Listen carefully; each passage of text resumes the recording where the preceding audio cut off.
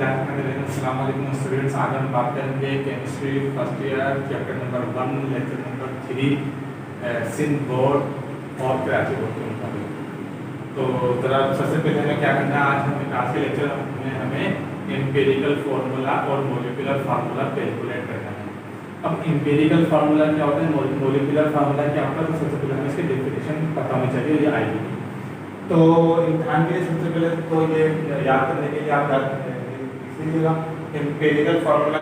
Empirical formula क्या होता है हमारे पास, the empirical formula is that which is found by experiment, it repeat the simplest ratio of the combining atom. ऐसा formula, empirical formula या सादा फार्मूला ऐसा फार्मूला होता है जो एटम्स के दरमियान सादा अददी निस्बत को जाहिर करता है।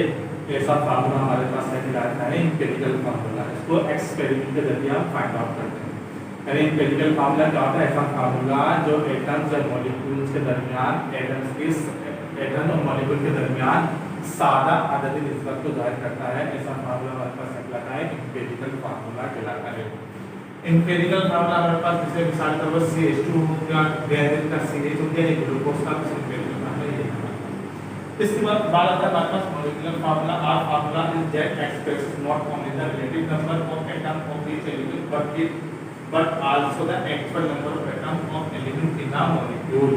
पहले तो आपको पता होना चाहिए मॉलिक्यूल क्या होता है। जब दो या दो से ज्यादा एटम आपस में मिलते हैं तो क्या बनता है, मॉलिक्यूलर फार्मूला ऐसा फार्मूला होता है जो फॉर्मूले में मौजूद एटम्स की असल तादाद को जाहिर करता है।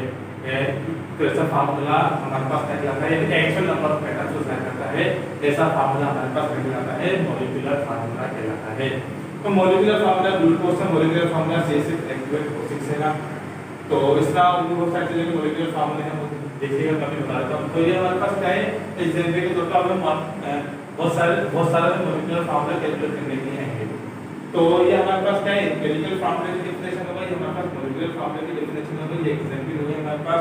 इसके बाद हमारे पास फार्मूले ऐसे होते हैं जो एम्पिरिकल फार्मूला भी होता है, मॉलिक्यूलर फार्मूला भी होता है। यानी बाद कंपाउंड ऐसे होते हैं हमारे पास जिनका एम्पिरिकल फार्मूला भी सेम होता है और मॉलिक्यूलर फार्मूला भी सेम होता है। जैसे मिसाल के तौर पर हमारे पास आ गया H2O। अब कोई आपसे पूछे H2O ये एम्पिरिकल फार्मूला है पानी का, मॉलिक्यूलर फार्मूला है, तो पानी का एम्पिरिकल फार्मूला भी है, मॉलिक्यूलर फार्मूला भी है। इसके अलावा देखिए कैल्शियम कार्बोनेट हो गया, कैल्शियम कार्बोनेट भी क्या है, ये चूने का पत्थर है, इसका एम्पिरिकल फार्मूला भी सेम होता है, मॉलिक्यूलर फार्मूला भी सेम होता है। NaCl हो गया हमारे पास, तो इसका एम्पिरिकल फार्मूला भी सेम होता है, मॉलिक्यूलर फार्मूला भी सेम होता है। एक ही एम्पिरिकल फार्मूला है, वही मॉलिक्यूलर फार्मूला है। इसके अलावा Mg हो गया, मैग्नीशियम ऑक्साइड, इसका यानी एम्पिरिकल फार्मूला भी यही है, मॉलिक्यूलर फार्मूला भी यही है। तो इस तरह हमारे पास ये अपने बुक में जो आए मैंने उन्हें बता दिया, एम्पिरिकल फार्मूला भी सेम होता है और मॉलिक्यूलर फार्मूला भी इनका सेम होता है। तो ये तो हो गया हमारे पास डेफिनेशंस। अब हम करते हैं एम्पिरिकल फार्मूले और मॉलिक्यूलर फार्मूला के कैलकुलेशन। ये मेरे पास सवाल है क्या, in inorganic compound percentage of carbon, hydrogen and nitrogen, तीन आपके पास देखिए एलिमेंट्स कार्बन है, हाइड्रोजन है, नाइट्रोजन है। कार्बन की परसेंटेज दे दी आपको 6.67, डबल 6.7, हाइड्रोजन की दे दी 7.41 और नाइट्रोजन की परसेंटेज आपको दे दी 25.9। जैसे मॉलिक्यूलर मास आपको दे दिया, उसको फाइंड आउट मॉलिक्यूलर फार्मूला, यानी आपको मॉलिक्यूलर फार्मूला मालूम करना है। सवाल आपको ये दे दिया, आप सबसे पहले बताएंगे डेटा। डेटा में सबसे पहले क्या लिखेंगे, परसेंटेज ऑफ कार्बन, इसकी कितनी दी हुई आपको, परसेंटेज ऑफ कार्बन,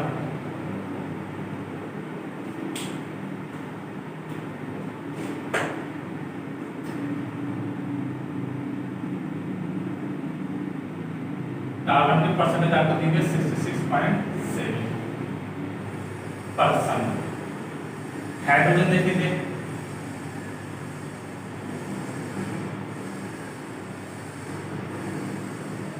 कितनी दी आपको 71.41%।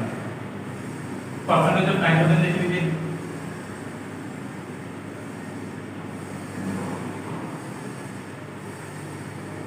कितनी दी आपको 25.9%। ये तो अगर आपके पास परसेंटेज। मॉलिक्यूलर फार्मूला आपको क्या दिया हुआ है, कैलकुलेट करना है। मॉलिक्यूलर मास भी आपको दे दिया उन्होंने, मोलिकुलर मास आपके पास कितना दिया हुआ है मैंने 108 ग्राम आपको उन्होंने क्या दिया मोलिकुलर मास। मोलिकुलर फार्मूला आपको कैलकुलेट करना है।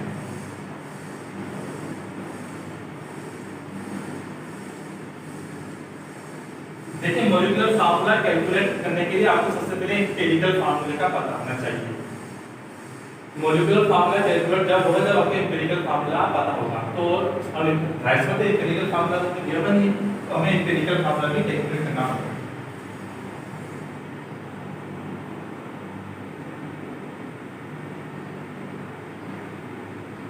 एम्पिरिकल फार्मूला भी आपको कैलकुलेट करना पड़ेगा। अब सबसे पहले आपको करना पड़ेगा सॉल्यूशन।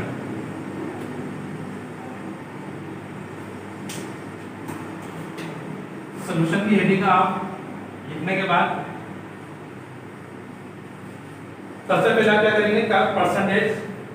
अब देखिए कार्बन का परसेंटेज आपके पास कितनी है 6.67 डबल 6.7 दी आपको कार्बन की परसेंटेज दी है। कार्बन का एटॉमिक मास आपके पास कितना है 12 है।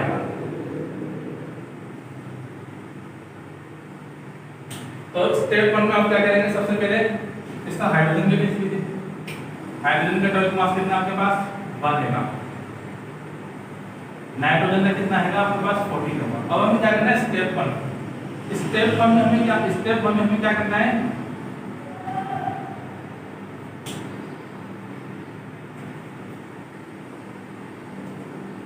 परसेंटेज को एटॉमिक मास से डिवाइड करना पड़ता है। हम पहले क्या करेंगे पहले हम एम्पिरिकल फार्मूला निकालेंगे। एम्पिरिकल फार्मूला निकालने के मोलिकुलर फार्मूला निकालने के लिए सबसे पहले एम्पिरिकल फार्मूले का पता होना चाहिए। अब एम्पिरिकल फार्मूले के लिए हम सबसे पहले इसका क्या करेंगे कि हमारे पास जो परसेंटेज दी हुई हो उसको एटॉमिक मास से डिवाइड कर देते हैं। मिसाल के तौर पर कार्बन का एटॉमिक मास हमारे पास कितना है 12 है। तो क्या करेंगे हम 12 से कार्बन के परसेंटेज हम 12 से डिवाइड कर देंगे। तो हमारे पास कितनी आ जाएगी 5.558 आ जाएगी हमारे पास। ये आ जाएगी हमारे पास कार्बन। ठीक है स्टूडेंट, तो हमने 66.7 को 12 से डिवाइड किया तो आंसर हमारे पास क्या आएगा 5.558। ये हमारे पास क्या आ गया कार्बन का रेशियो आ गया। एम्पिरिकल फार्मूला कैलकुलेट करने के लिए सबसे पहले हमें जो हमारे पास एलिमेंट्स होते हैं उनका रेशियो निकालना पड़ता है। रेशियो का कोई यूनिट नहीं होता। ये हमारे पास है कार्बन का रेशियो। इसके बाद हाइड्रोजन का रेशियो निकाल लीजिए आप। हाइड्रोजन की परसेंटेज आपके पास कितनी दी है 7.41। हाइड्रोजन की आपके पास परसेंटेज कितनी 7.41 है। हाइड्रोजन का एटॉमिक मास कितना हमारे पास 1 है। तो इसके भी आप निकाल लीजिए हाइड्रोजन की 7.41 आ जाएगा इसका। अब हमारे पास नाइट्रोजन की परसेंटेज कितनी दी है नाइट्रोजन की 25.9। तो 25.9 को आप 14 से डिवाइड कर दीजिएगा तो कितना आएगा आपके पास 1.85।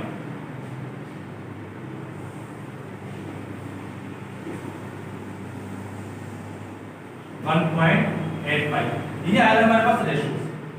ये रेशियो आ गया हमारे पास कार्बन का भी हाइड्रोजन का भी नाइट्रोजन का भी जो कि एम्पिरिकल फार्मूला निकालने के लिए हमारे पास जरूरी होता है रिक्वायर्ड होता है। अब हम क्या करेंगे स्टेप 2 करेंगे। ये स्टेप 1 था हमारे पास।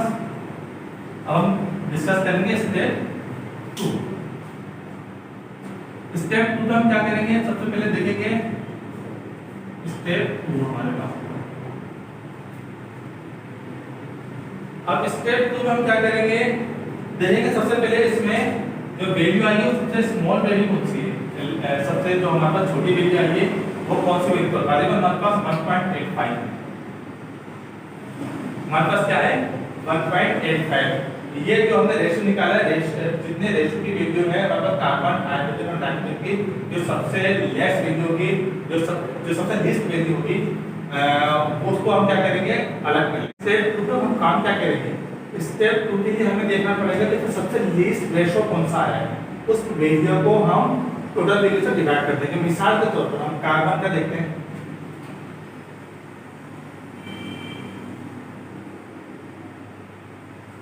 कार्बन क्या है हमारे पास 5.55 कार्बन का रेशियो है हमारे पास 55 है।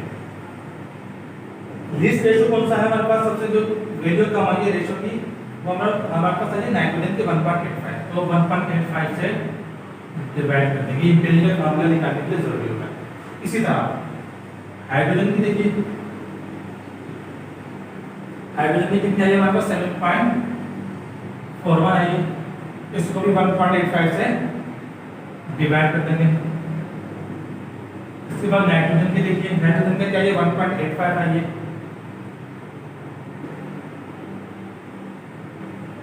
नाइट्रोजन की कितनी है हमारे पास 1.85, तो इसको 1.85 से इसकी अपनी वैल्यू से ही डिवाइड कर देंगे।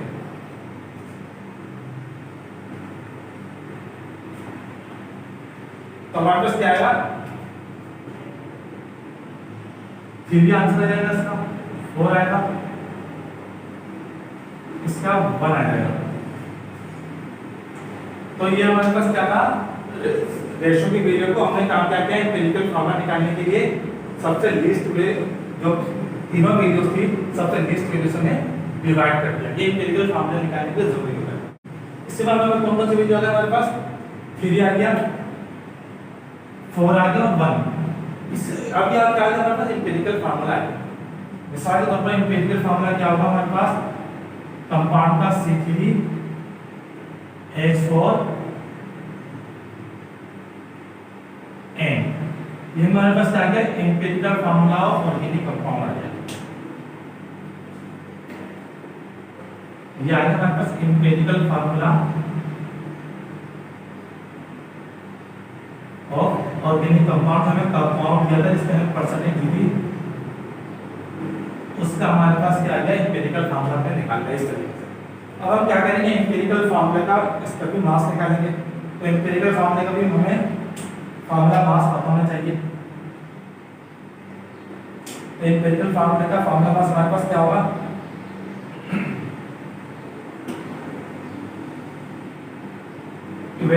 कार्बन के 3 है मल्टीप्लाई 3 1 मल्टीप्लाई बाय 4 साइन 4 है प्लस 14 साइन इसमें समझने वाले मल्टीप्लाई कर देंगे 1 से, तो कैलकुलेट 12 3 हमारे पास कितना होगा 36,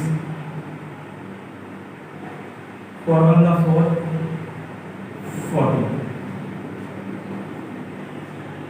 हमारे पास क्या है 54, ये म्यू हमारे पास क्या आ गया एम्पिरिकल फार्मूला का मॉलिक्यूलर मास है। हमारे पास C3H4 N ये एम्पिरिकल फार्मूला था, इसका फार्मूला मास हमारे पास ये आ जाएगा। अब हम क्या करेंगे, अब हम एम्पिरिकल फार्मूले की मदद से मॉलिक्यूलर फार्मूला कैलकुलेट करेंगे। अच्छा स्टूडेंट्स, हमें एम्पिरिकल फार्मूला निकालने के बाद अब हमें मॉलिक्यूलर फार्मूला कैलकुलेट करना है, इसको जिसको हम कहेंगे स्टेप 3। अब हम स्टेप 3 देखना है। स्टेप 3 में हम क्या कैलकुलेट करते हैं, मॉलिक्यूलर फार्मूला कैलकुलेट करेंगे। अब मॉलिक्यूलर फार्मूले का हमें क्या पता होना चाहिए, उसका एक मेथड होता है, उसका एक फॉर्मूला होता है। तो मॉलिक्यूलर फार्मूला निकालने का हमारे पास मेथड या फॉर्मूला हमारे पास क्या होगा,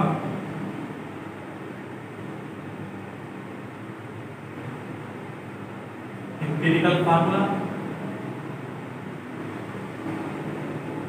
मल्टीप्लाई बाय n। ये n हमारे पास क्या कहते हैं, नंबर ऑफ डिवीजन या नंबर ऑफ डिवीजन प्रोडक्ट कह दीजिए इसको। अब ये हम किस तरह निकालेंगे, तो एम्पिरिकल फार्मूला तो n से मल्टीप्लाई करेंगे तो मॉलिक्यूलर फार्मूला हमारे पास आएगा। तो हम सबसे पहले n निकालेंगे। n निकालने के लिए हमारे पास क्या है, तो इसका भी फार्मूला हमारे पास n निकालने का।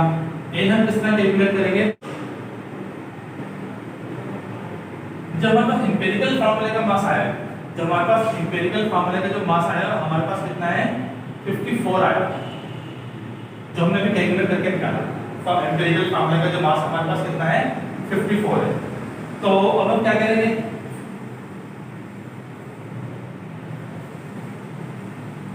और हमारे पास क्या है मॉलिक्यूलर फार्मूला, आपको दिया मॉलिक्यूलर मास आपको दिया 0.08 देंगे।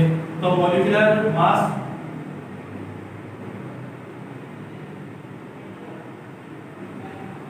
डिवाइडेड बाय फॉर्मूला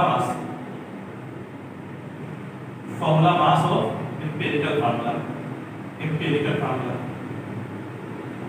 इस लिख दिया। तो मॉलिक्यूलर मास हमारे पास कितना है 108 है। और इंपेरिकल फार्मूले का फार्मूला मास हमारे पास कितना है 54 है, तो फिर 10 से 54 से हम डिवाइड कर देंगे तो 2 आ जाएगा हमारे पास। ये आ गया हमारे पास नंबर ऑफ n। अब हमें क्या करना है, अब हमें मॉलिक्यूलर फार्मूला कैलकुलेट करना है। तो मॉलिक्यूलर फार्मूला कैलकुलेट करने के लिए इसका फार्मूला मैं लिखना पड़ेगा, जैसे मैंने आपको ऊपर लिख के दिखाया है। Molecular formula, empirical formula,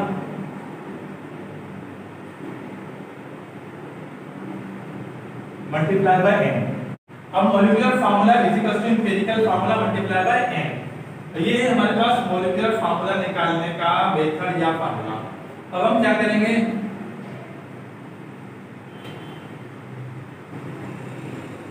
empirical formula हमारे पास क्या है,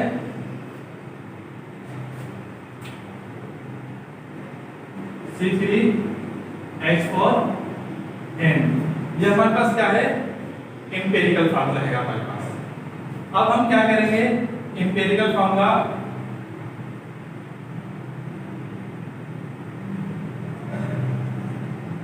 H4n है। अब हमारे पास नंबर ऑफ डिवीजन प्रोडक्ट कितना है, 2 आया, तो मल्टीप्लाई कर देंगे 2 से। तो मॉलिक्यूलर फार्मूला या यहां से मल्टीप्लाई कर दें, बात देखिए, तो जब मल्टीप्लाई करेंगे तो कार्बन कितना हो जाएगा हमारे पास 6 हो जाएगा, हाइड्रोजन कितना हो जाएगा 8 हो जाएगा, और नाइट्रोजन कितना हो जाएगा हमारे पास 2 हो जाएगा। तो ये था हमारे पास molecular formula of a compound, जो हमारे पास गिवन कंपाउंड जो पूछा है जिसके हमें परसेंटेज दी गई थी वो क्या है, उसका मॉलिक्यूलर फार्मूला हमारे पास आ गया C6H8n। तो ये था हमारे पास molecular formula. Welcome back students, जैसा कि हमने एक इससे पहले न्यूमेरिकल सॉल्व किया, ऐसे क्वेश्चन आते हैं हमारे पास, यदि क्वेश्चन हमें सॉल्व करना है, लेक्चर थोड़ा सा बड़ा हो गया लेकिन एक जरूर प्रैक्टिस की हुई सारा और भी आपके एग्जाम में वैसे देख सकते हैं। तो अब क्या है हमारे पास आंसर, ये हमारे पास सवाल दिया है, इन अ कंपाउंड कार्बन कितना दिया है 40%, हाइड्रोजन 6.7% दिया है, ऑक्सीजन 53.3% दिया है। Molecular mass of the compound is 60 gram. Calculate molecular formula of a compound. Molecular formula आपको क्या करना है, कैलकुलेट करना है। तो सबसे पहले हम इसका भी डेटा बनाएंगे।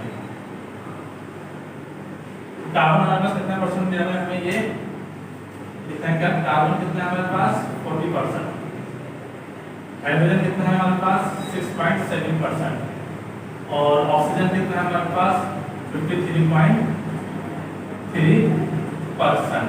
फिर हमारे पास दे दिया है परसेंटेज दे दी। Molecular mass of a compound कितना है हमारे पास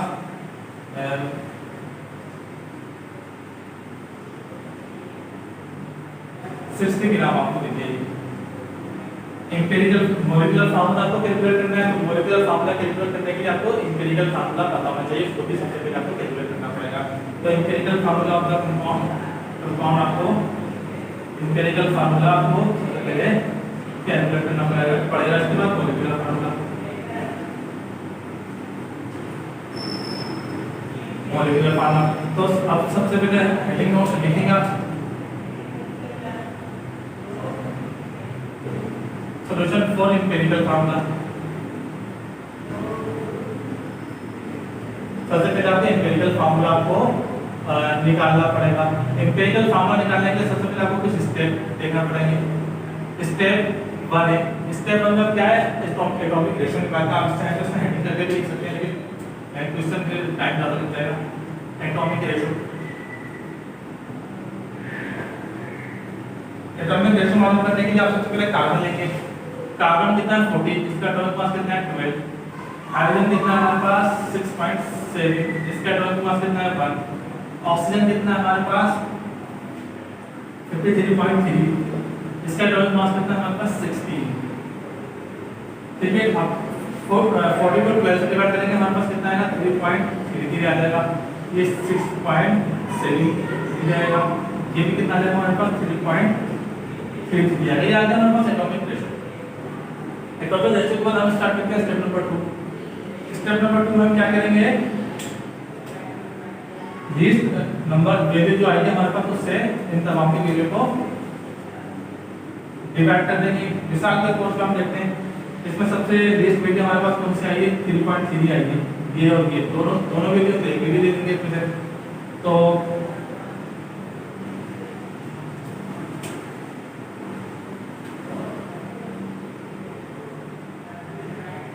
3.33 डिवाइडेड बाय 3.33 तो कितना है हमारे पास 1 आ जाएगा। हाइड्रोजन में आएंगे इस तरह 6.7 डिवाइडेड बाय 3.33 तो कितना आएगा 2 आ जाएगा। ऑक्सीजन है 0.33 डिवाइडेड बाय 3.33 कितना है हमारे पास 1 आ जाएगा। ये आ गया हमारे पास empirical formula of the compound. जो कंपाउंड है उसका क्या आ गया हमारे पास 1 2 पर हमारे पास क्या आ गया एम्पिरिकल फार्मूला आ गया।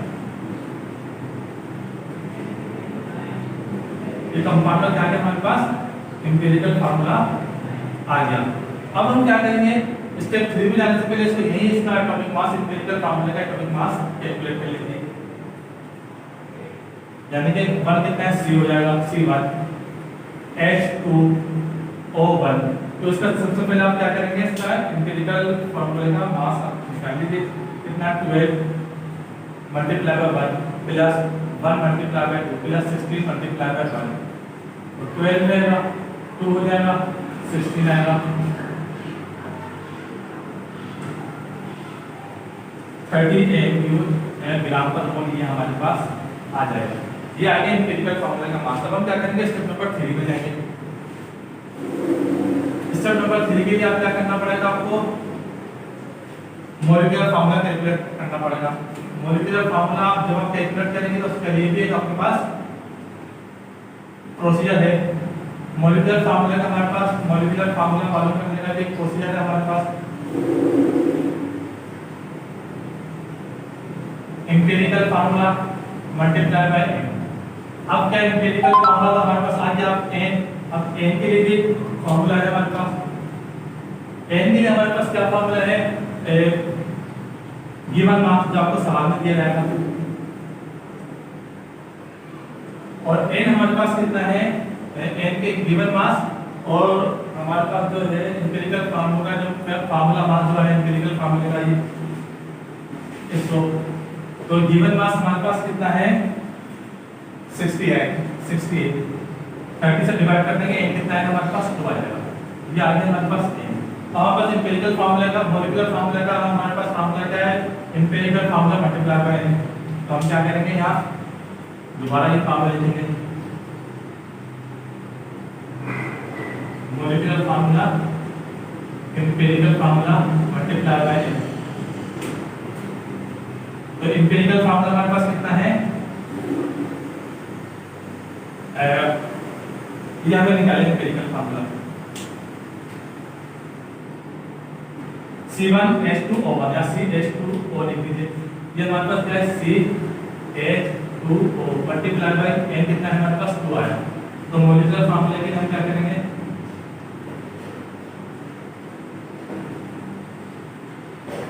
2CH2 उसको साथ लिख सकते हैं या यहीं से मल्टीप्लाई कर दीजिए पूरा स्टेप कर लीजिएगा C2H4O2 हो जाएगा। ये हमारे पास क्या है ये हमारे पास आ गया मॉलिक्यूलर फार्मूला। इस तरह मॉलिक्यूलर फार्मूला कैलकुलेट करने का प्रोसीजर है। ये आप अच्छे से देख लीजिएगा ताकि आपका आसानी हो और क्वेश्चन